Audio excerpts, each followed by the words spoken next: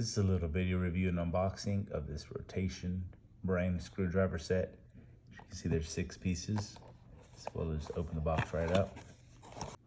Okay, I've laid these out so you can see the length comparison. As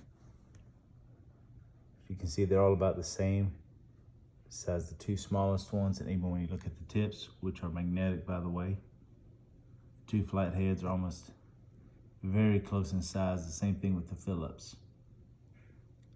And then you have more of the drastic, more narrow Phillips here, and then the smaller flat there.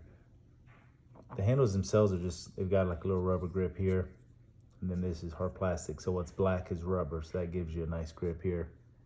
And then it's very handy to have that magnetic tip whenever screws fall, which they always seem to do.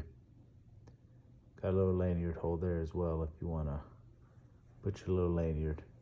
Overall, a decent set for the price. Expect to get good use out of it. Hope this video review has helped. Thanks for watching.